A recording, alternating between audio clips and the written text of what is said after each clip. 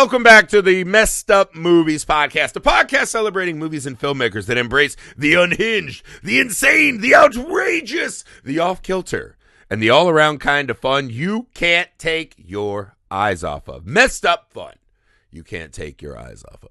I'm your host, Griffey, joined as always by my friend, co-host, and why does he have a head in that TV? Alex Dandino. Friends, That's right. Do you like it a podcasts?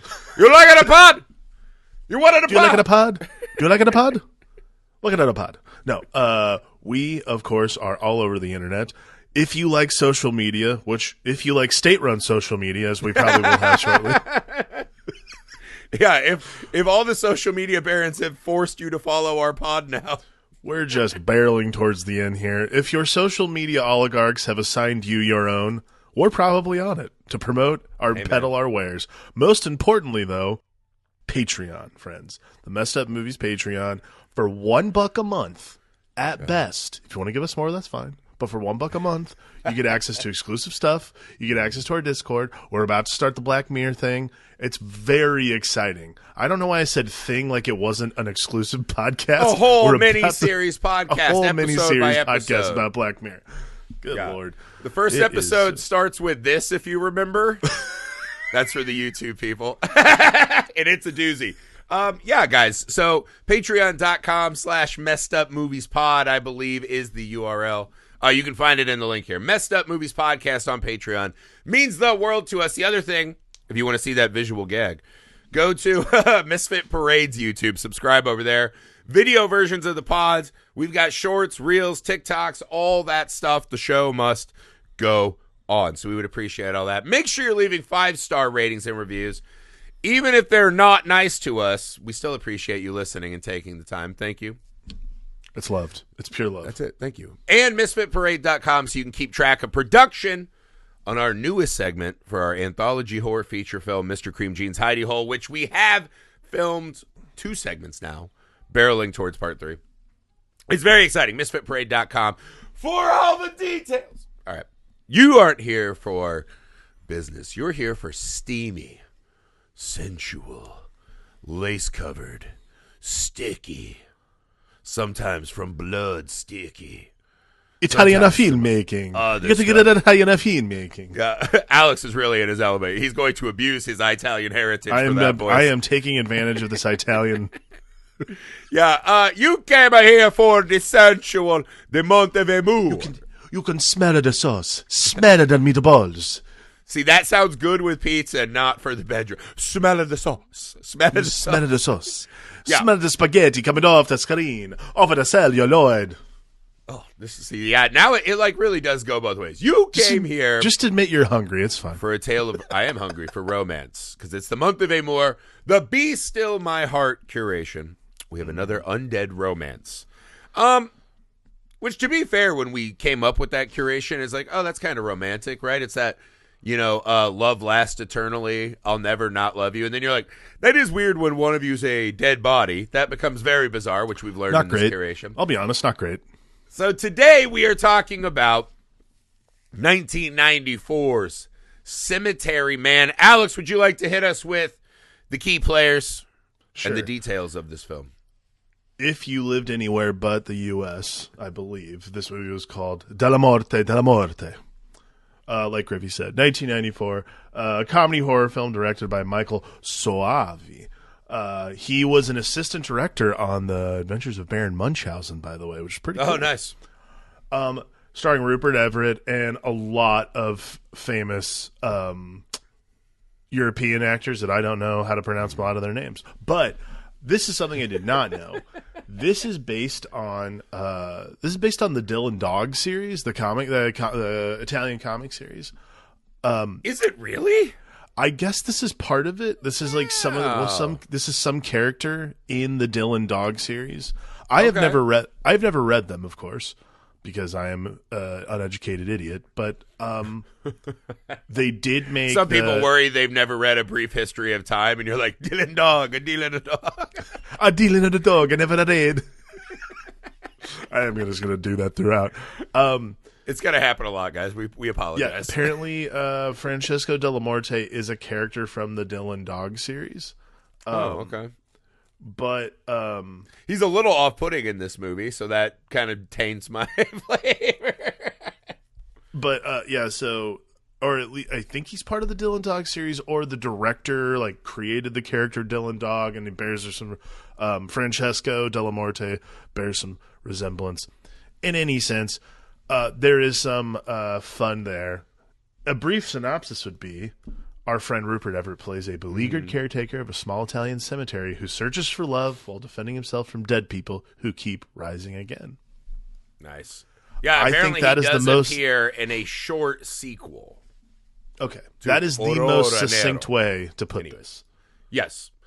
Yeah, essentially the tale, right, is a guy who lives in a shack with his friend Nagi. At the gate of a cemetery. They call him an engineer a couple times. Essentially, his job is, right, the long and short of this is when people die in this town and are buried at this cemetery specifically, we don't know that it goes far beyond that. For some reason, at this cemetery specifically, some of the corpses, 7 days after they are buried, wake up and try to re-come back to the world, and it is his job to re-kill them and bury them before they can, exit and join society. So he's essentially the enforcer of death, right? When you are buried here, even if you get up, you got to go back, right? It sets us, the tone of this movie is very Evil Dead, right? Like when you watch this movie, to me, that's the first most obvious visual comparison. This movie has hilarious and great Evil Dead energy, right? I love the start. He's just kind of getting out of the shower. There's a knock at the door. He opens it, and it's just like a businessman, but he's covered in dirt. And there's like an ant on his ear, and you're like, what the fuck? He blows this dude's head off, and then he's just like, sometimes you just keep living, right? He's just kind of doing that thing. Just doing my job, just living life. And you're like, oh, okay, I get what you're doing, right? This kind of down on his luck, feels dead on his feet, no future guy is just putting people back in the ground. This is fun. And I think the gags and the zombies in this movie are great. The movie has a bit of an Italian flair that sometimes I think works against the movie, which is it also is going for this. It has these really beautiful scenes that kind of add this art house aesthetic, right? Like when she wakes up and the lace is all over him. There's like these really beautiful kind of art house set pieces. And the movie wants to be this seemingly story about love and romance and how there are things worth living for in this world. Right. Mostly love. It's kind of one of those movies too. You're like, other than maybe Life Force, I don't know if there's a movie that's so predicated on rocking tits to just function and exist. But essentially it's his like quest to find she again, and he begins seeing her. So it gets a little lost in like kind of this romance art house subplot. I do think that the cemetery stuff works great. The man stuff is a little off. It kind of devolves into vignettes at times, but I think the energy and the style of the movie still is exceptional. Sure. I agree. I think it's it's fine. Like, I think it's a fun romp for sure. I don't have a problem. Again, I think movies who do this, because I agree, the vignette thing gets a little, I get it. Thank you. I think because we never really get and I think this is, actually I was thinking about this. This is exactly why I think, because we never really get a through line plot. Like there's a great intro. Like for me, it's funny too, because I was thinking about it after I watched the movie, I read about the Dylan Dog stuff, because that opener is like a perfect 3-page comic panel opener, like 3 pages, the character you're in. It was a really well constructed opening for a character.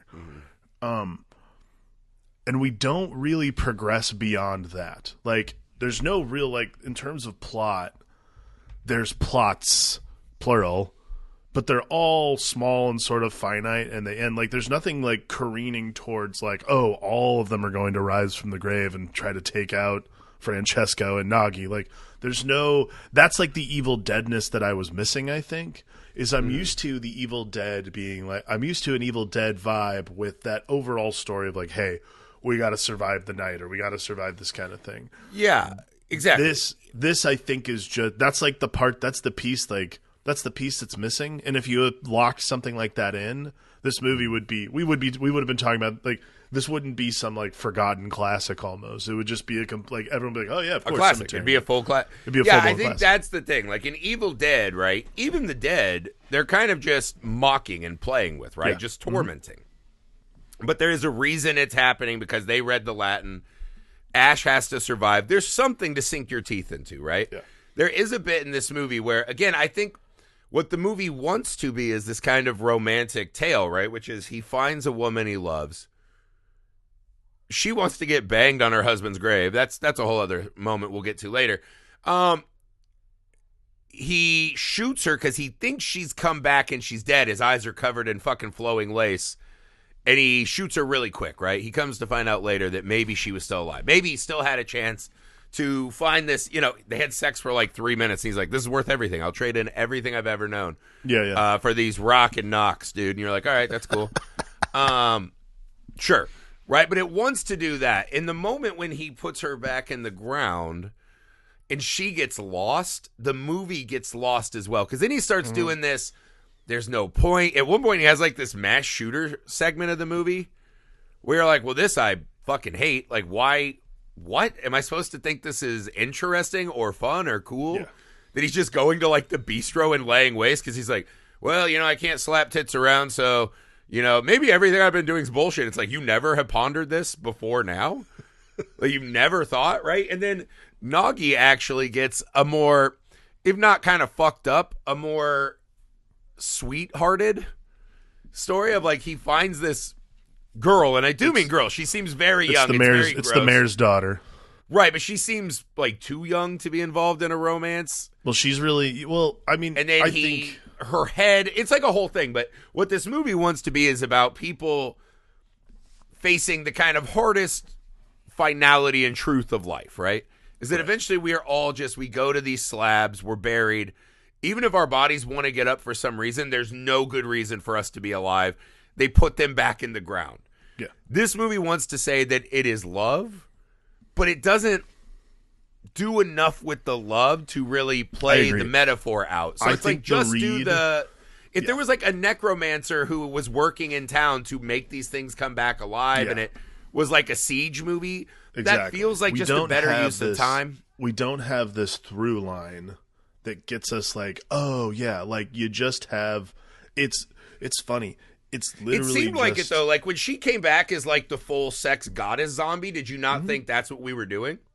I thought we were getting close, and then like again, there's a couple of there's things that just keep. Oh my god, that coffee mug is huge. There are things. If you're on YouTube, you should check that out. Pause if you're listening. Go to YouTube and look at Groovy's giant coffee mug. I only have 24-ounce coffee mugs. I've got to hammer coffee all day. All right, side note. There's only one thing that is worth living for, and it is coffee. I have found maybe a cig. Apologies for the side note. Anyways, I think that what's fascinating is again they are like there's like 3 or 4 times in this movie that you think it's going to click into place. You're like, oh, this is the movie. Yes, this is what I'm supposed to be watching. You're waiting for that Act 2 transition for the movie, which is exactly like it's so funny you bring up when Nagi falls in love with the mayor's daughter because I was like, oh, this is it. Like we've gotten past the intro of all the things we need to know about this guy. Like he shoots. Inexplicably is able to get get like more than 6 rounds out of a 6-shooter gun. Sure, whatever. I don't care about any of that. Like cool comic book brain. Yeah, he shoots dead people. Got it. Great. As soon as he's in the cafe with Nagi and they're like hanging out and meeting the daughter, I'm like, oh, here it is. This is the flick. Like, oh, like Nagi's sad.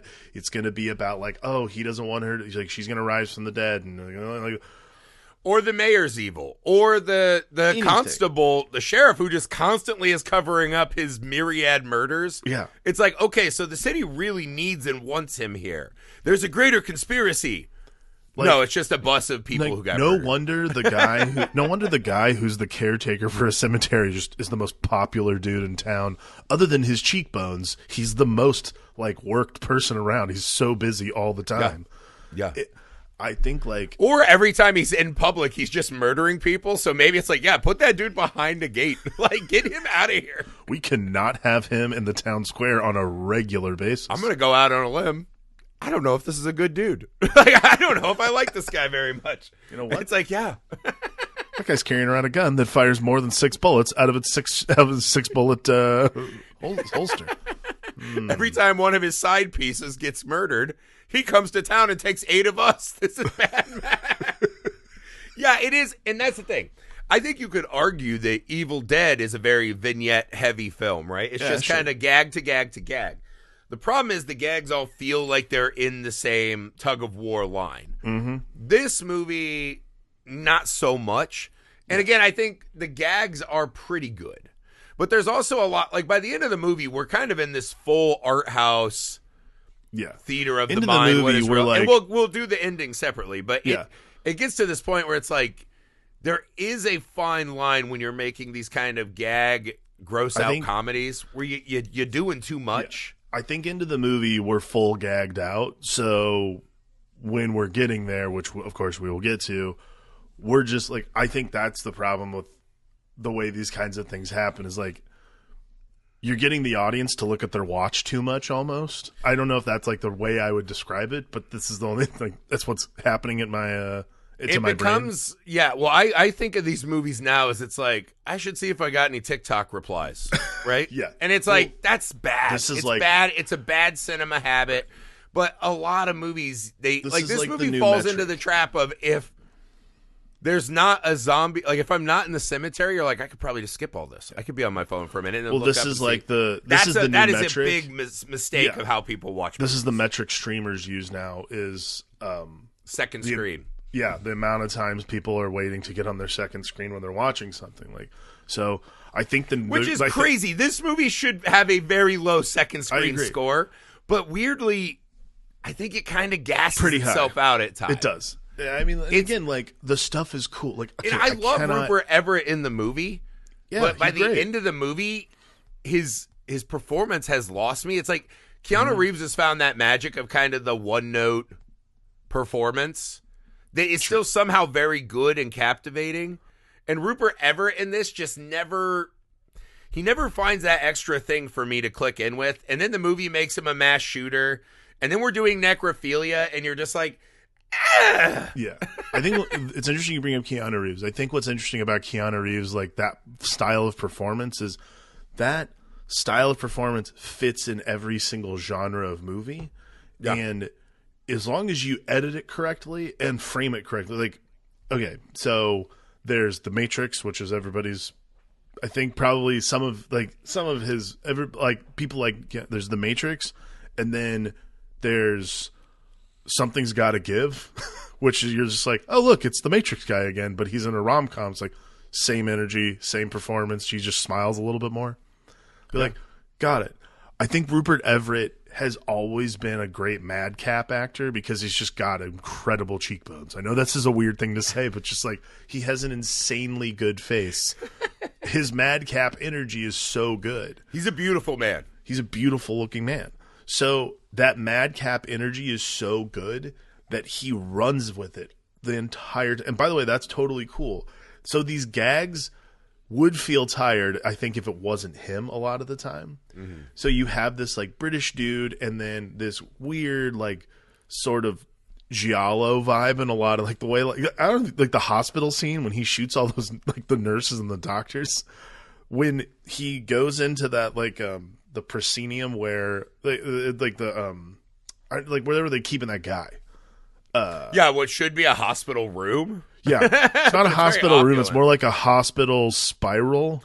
It's kind of like when they did the prison cell for just Hannibal Lecter, and you're like, is this in an opera house? Like, why is that shark cage in the middle of this room? Exactly. Like you didn't have like a jail? You walk into this spiral of hospital curtains, and everything's like uplit blue, and I was like, what a cool hospital. This is a neat place. Again. Yeah, am I about to walk out on My Friend in a Bed or the worst one-man theater performance of all time? The worst one-man show I've ever seen. I don't know. We'll find out. But see, it's like those kinds of, it's that element plus what I think Rupert Everett does better than a lot of actors is just, again, like that madcap thing that makes the scenes palatable. And if you had a lesser actor, like, not to say Keanu Reeves is a lesser actor, but to your point, if you had an actor who doesn't do that kind of thing, the movie would fall so flat on its face. Like, we would not be talking about it otherwise. Well, again, I think it's him playing the forlorn lover, and there's just not a lot of love for him to be forlorn about. It's just tough for him. But I think he does good. I really like him and Nagi together. I think there's some really good stuff.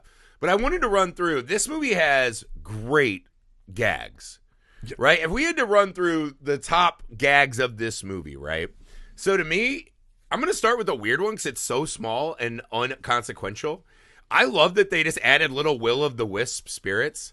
Like when they're fucking on the guy's grave, and there's just these little burning golf balls. I weirdly love that because it's an element of world building, and there's a lot of mystical shit happening in this cemetery that we're just not going to address. But we're going to let you know that this is some kind of place of like other magics. Granted, that never comes back in for the entire rest of the movie. But I thought it was cool. Like I was like, oh, I kind of dig the world they're building. This, this ethereal kind of thing that's happening right under our nose, right? Yeah. I mean, really, in that scene, most people are probably just staring at the tits, or Rupert Everett's just like fucking 0% body fat bod. But I like that. I thought that was a cool little addition to the movie. Yeah, I really liked that it happened. And yeah, the effect itself. 2-3 more things, right, of that, like just magic. The effect itself is so corny because it is just like burning golf balls. It's really funny. Well, you can 100% see like the strings and shit on the up-res. Like, well, you can there's some art assistant behind the camera just doing this with like a fishing pole. Yeah, but I mean, I don't mind that. It's charming. No, it was cool. It's charming to me. I agree with you though. I love that it never gets addressed. Like, it's just like, oh, it's a thing. Oh, okay, cool. Well, there you go. Right. I think had they layered more and more magic on, I think weirdly that helps this. Because this is like a whole kind of category of book, right? Like a lot of young adult books are guy who is bored and depressed but is surrounded by magic at all the time, right? And there's like magic everywhere if you just know where to look, right? Yeah. And I think Rupert Everett would have been great for that. And I think layering on a little bit extra magic to this world was a great idea. I wish they would have followed through with on a little bit. So weirdly, before we do all the awesome zombie shit, I was like, we should just talk about that little moment. I thought that was cool. I liked it a lot. I actually thought that was probably one of my more favorite effects, just because it is because it was so. Because we start there, you're like, yeah, this is pretty whimsical. So and by the time we get to mass shooter, you're like, that's not as whimsical. All right, okay, I guess. Did he just burn that hooker? Oh, can I tell you? I will tell you, my favorite piece of carnage is definitely the motorcycle accident, dude. So the motorcycle accident doesn't even happen in the cemetery, right? It's just these like young lovers who run away from Nagi puking on everyone and essentially slide under a bus. The bus we hear explode as it goes off the road as we just stare at a horse or a donkey. And they're burying tons of bodies. They're bringing in casket after casket. You're like, uh-oh, here we go. This is about to be the jam. That scene with the motorcycle lovers, I was like, if you're going to do a vignette film, that's what I want in this. Yeah. That's what you want. People who have lost loved ones, what's their story, and how are they reacting to it now? Because I love the idea that this girl is just like, you'll never take me from him.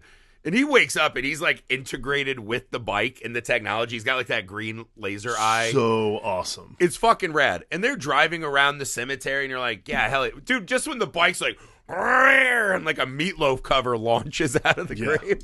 I was like, I love everything this is doing, right? Yeah. And even at the end when they find him, they finally parked and he's chewing her arm. She's like, I'll be eaten by whoever I want. And he just like shoots them both. Yeah. And they add this like weird layer. He's like, well, that's my job. I get paid to put the dead down, but I just killed a living person. Now I could get in trouble. Then the movie's like, or you should do that a fuckload. But I thought that scene was super cool. The effects, the murder beforehand, I was like, that to me is like the 5 minutes of like, that's what this movie does best. And I would have loved to have done more of that for certain. I agree. The head exploding underneath the truck as the driver was like, wow. Man. Like I was like, oh man. Well, the first thing I thought, just because again we're watching the movie, it's like, well, there's no reason to shoot that guy in the head. Like it is. I mean, again, it's just the carnage was exceptional. I do. That is like probably the best gag. And then the follow up. Oh man, that fucking motorcycle thing. Yeah, it is just that probably is it's like the best thing. It's the best thing in the movie. It's fucking like I like the start where there's that great scene where he's just on the phone talking and he's just like wasting all these dudes that are coming to his door. Yeah, and we pan back and there's like 20 of them and it's like he's just gonna stack them up. I thought some of that was great. I loved the gag of the lady who's like, yeah, I had like true love, and you look over and it's like this fucking feeble liver spotted old picture of a guy. Oh my god, yeah, dude. And she's like, I don't hide anything from him. Bang me right on my husband's grave. And I was like, dude, rock hard. This is amazing. Like, how do some men? God should not give with both hands like this. And they're getting after it, right? And we're kind of seeing the little balls, and it's just like they're like, this is the Italians. Like, we know how to shoot. We know what you came for. Relax. Yeah. We'll take care of you. Have I ever been with a woman who just leans her neck over the edge of the bed like it's broken so that you can get that like low tit angle? I don't know. But I love when it's in movies. And then her husband waking up in the grave, he's like, "Arr!" Like the first bits of schmegma have leaked down into the hole in his coffin. And he's like, no! And him coming out and attacking them is awesome. I love the scene. They should have done a match cut of Rupert Everett's fingers and then his fingers trying to get out of that little coffin hole. No,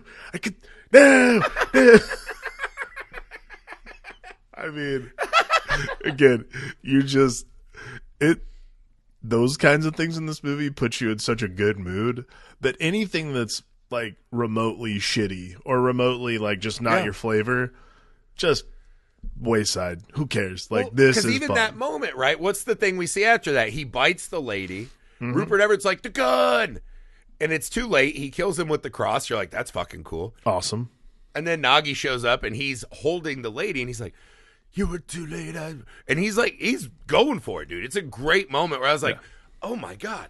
Like, that's when you're fully sunk into the movie and you're like, this is rad. Yeah. He's going to bring her back as like a zombie bride or what. And then again, the movie loses its way just doing whatever the fuck it wants. But that section is cool, man. And that to me was like this perfect blending of, okay, they do this love story is at this moment really helping out a lot. And by the end, they do the, the original version of Men, which is just she, where he starts seeing her everywhere. Yeah. To little or no merit other than like, we've got this world-class, insanely hot lady. Why would we just cast other women? Right? Like, why do that? Just use her over and over. Yeah. Like, she's the prostitute, so we just get more sex and boobs. And then he lights her on fire, and we don't even see any of that. It's, but that moment, it's like perfect gag into like actual emotional stakes. I thought that was wonderful. Agreed. One thing I do want to talk about, a gag we cannot not talk about, but also I want to talk a little bit about Nagi. Sure. This is an uncomfortable character in a movie. The portrayal of his childlike, tell him about the Wabbits de la Morte. Yeah, it's a real Lenny thing. It's a real Lenny thing, but like he's almost completely nonverbal. Yeah. He falls in love with what looks like, at best, a 13-year-old child. She dies in the bus accident, right? Yeah. For some reason, said 13-year-old is buried in what looks exactly like a wedding gown. She gets buried in that Francis Ford Coppola's Dracula costume. Dude. It's kind of like, I feel like that's a little too jaunty for my trip to the nether regions. Okay, like I'm dead, right? Like maybe put some respect on me. Yeah. There's a moment where Nagi's kind of looking at her and he's holding a shovel and he's like, yeah. Because he knows she might wake up and he'll get to have her. Mm-hmm. It's one of those like, what am I supposed to be thinking and feeling here? This is wrong. I know he's childlike, but he's clearly over 40. She is definitely a child, even though she's saying she likes him. She's a dead body. It's one of those things where you're just like, this is giving me a ton. He's kind of wiping snot from her face and then kissing her when she's in the TV.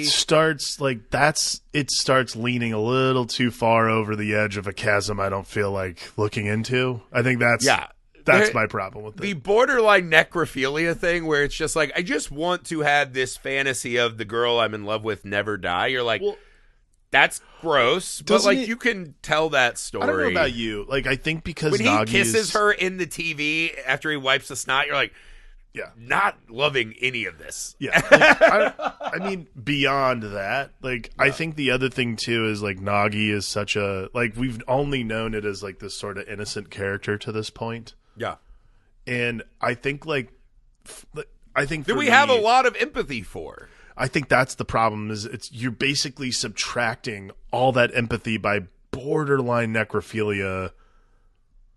Well, it's like, yeah, not only is he mentally, I realized I finished that sentence. Right, that's what I'm saying. It's like he's mentally disabled.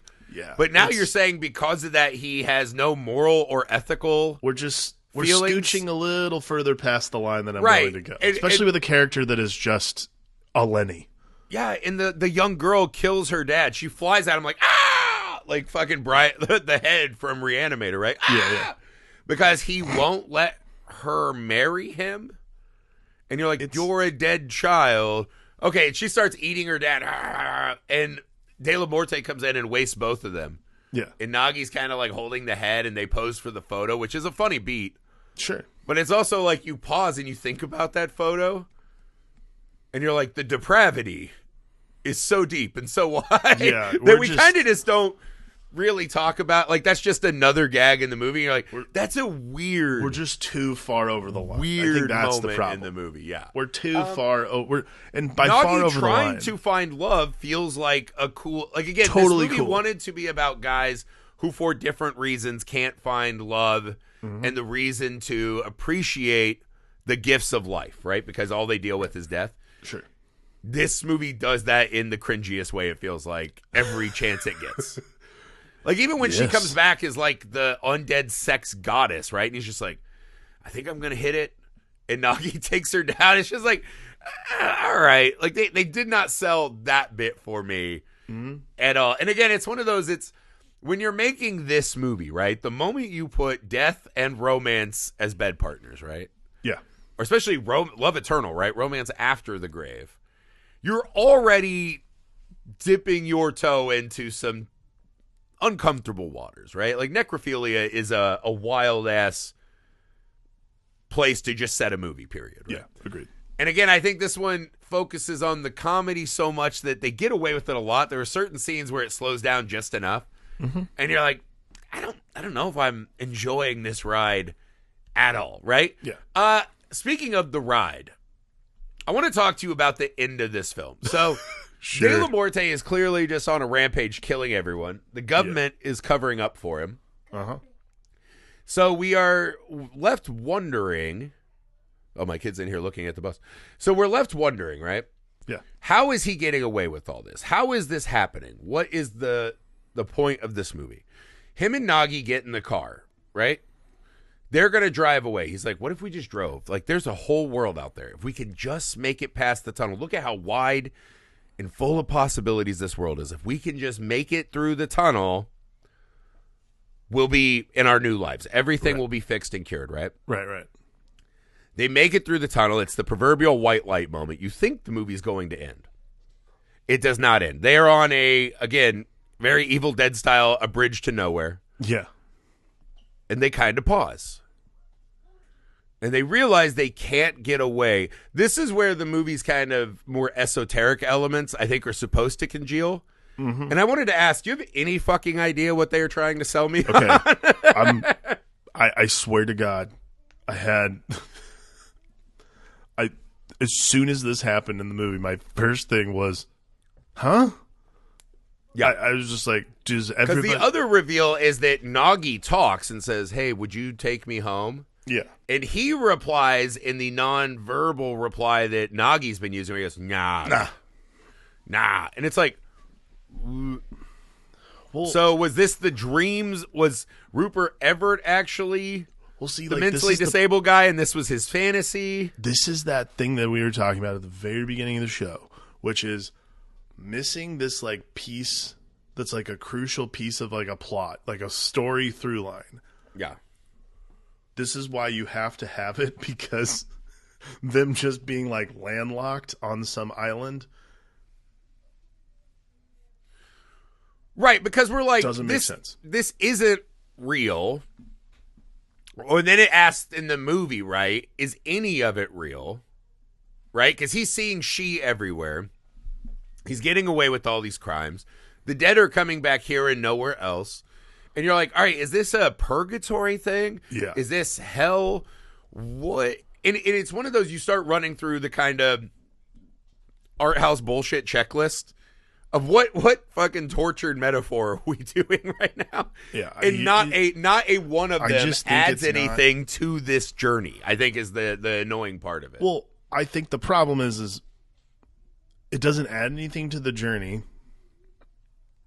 It's really hard. Like, again, esoteric's the perfect word for it. It's a really weird way to end the movie. But then we get St. Elsewhere. Yeah. And you're just like, hang on. So now we're at the end of this movie, and we're assuming that none of it happened, or it was a thought in somebody's head. It's a dream. It's well, a dream. There's the moment where death is talking to him, and he's like, why do you keep... Yeah. He's like, stop killing the dead. Those are mine. Yeah. And death is like, why don't you just kill the living and get ahead of it? And it's like, well, okay, but they could still wake up 7 days later, right? Unless he blows their heads off, I guess. It's like, that's weird. Like, that's a cool idea. The idea that death is coming, and he's like, cemetery man. The dead who walk are actually mine, right? They might have the semblance of living, but they're mine. You're like, okay, this is interesting. Oh, we're just not going to do anything with it. He sees him twice, and he's just like, you're like me, death. You kill because of nothingness. It's not out of, compassion or maybe even love. It's out of, nihilism. It's like, okay, cool. Right? And I think that's the thing. There's just enough. To me, it's the shitty LA restaurant that thinks they can like class up a hot dog. And it's like, there's no excuse to charge me $15 for any hot dog on earth, and you're not making it better than the baseball game.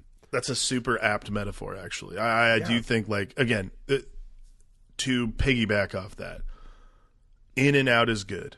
In-N-Out is a completely serviceable burger for $3.99. Yes, there are more expensive, better burgers out there. However, I know exactly what I got. I know exactly how I'm getting. I know how to make my In-N-Out burger the way I want, and it always tastes good. Yeah. And there's a reason I'll eat that same meal like 10 times a week, and not that meal with caviar thrown on top for $30. Yeah. Like, and that's the problem. This movie has... You can have that burger. You can have a caviar burger if you want. Yes. But the caviar burger, eventually, when you get to the end and you eat it, you finish it, you're like, that was not worth that money I spent. Right, and there's also more of a chance that it's just not going to work together the way you hope it will. Exactly. Whereas, you know what always works? The Jimmy Buffett, right? Cheeseburger, french fried tomato. Like, that always works. Like, that's why it's in one of the greatest songs ever recorded. It's like the one time I'll allow a Buffettism for truism. I get it. You love Jabuff. You love to buff it out. I don't, right? but you do. I'll let you have this one. If this movie was us, we'd be sitting on that cliff just listening to Land Shark, and we wouldn't give a fuck. We wouldn't be sad about it. You can snow on us. I'll be honest with you. After 5 or 6 years of making pods with you, we've been doing this now in long time. So many iterations. We've been potting since before my children were born. Yeah, so we've been potting over a decade. So we've been potting for let's see, how old's Hunter now? He's 10. Right. So we've been potting together for about a decade. Little over a decade. Fins to the left, fins to the right. I don't understand why you'd say like that could be. This is us. Like we are landlocked. Does any of this matter? What are we doing? What is happening? We are shouting across a lake, looking down into a chasm, and then eventually we turn into a snow globe of ourselves. We're just two guys wondering what's the point. When do we get a bang on some guy's grave? Like, when's gonna be my time, Lord? I see in his sad eyes. I see this sad man. When's gonna be my time, Lord? It's again. This is the thing. This has all the makings of a camp classic, and I think it has enough of that stuff that people have continued to like this movie, find this movie, share this movie, because there are just things in it that are awesome and righteous and have that. It's kind of the, everyone wants Evil Dead, but there's just not a lot of movies that bring Evil Dead energy, right? Mm-hmm. Maybe this, maybe some Night of the Demons. Like, it's not a wide genre of movies that do it well. This one does it pretty well. it just also tries to do a bunch of other stuff that it's just not equipped to do. Yeah. You know what I mean? It's the classic, like, Nagi is a very talented gravedigger, right? But maybe I wouldn't want him to do my taxes. That's how I think of this movie. Right? Stick to what you're good at. It's good. It just misses. Right, but to me, it's a 3.5 out of 5 just because of how good the good stuff is.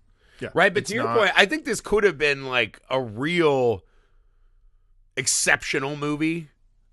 It just makes a lot of mistakes, which is, that's fine. Most movies do. I don't think that's a weapon against the movie. I think it's just, food for podcast fodder.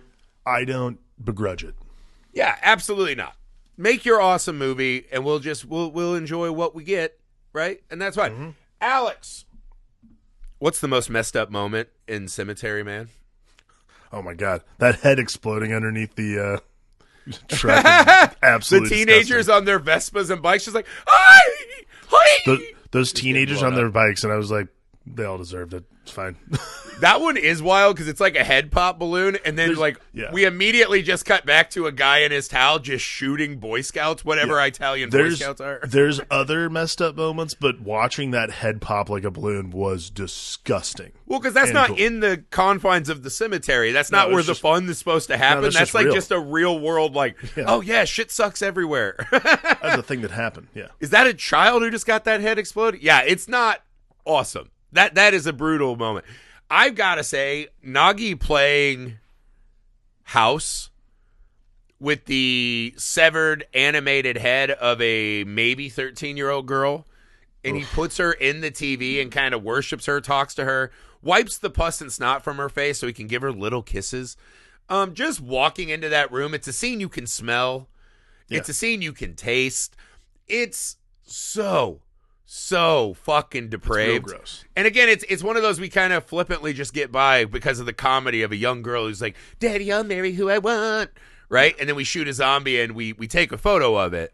But again, pause the movie when that photo's happening, when the light flashes, and you'll be like, this is truly illuminated fucking depravity. That is a heinous moment in the middle of this horror comedy. It's not good. It's not great. That's it for Cemetery Man. I hope you've enjoyed it as much as we have. We have but one more ride here on the month of Amour.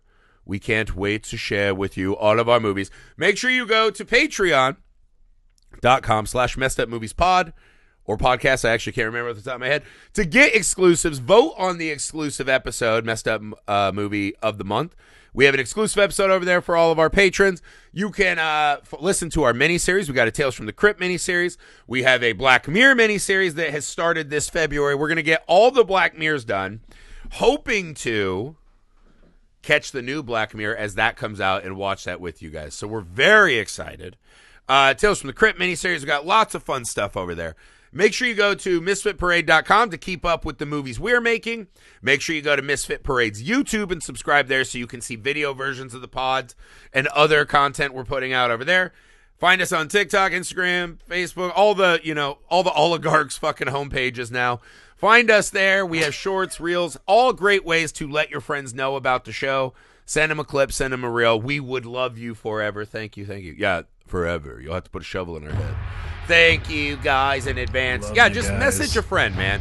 Leave a 5-star rating and review. Hell, leave any review, man. Even the bad ones, we thank you for listening. We're fine with Please. That. So thank you guys for everything. We'll see you next week to wrap up our month of Amour.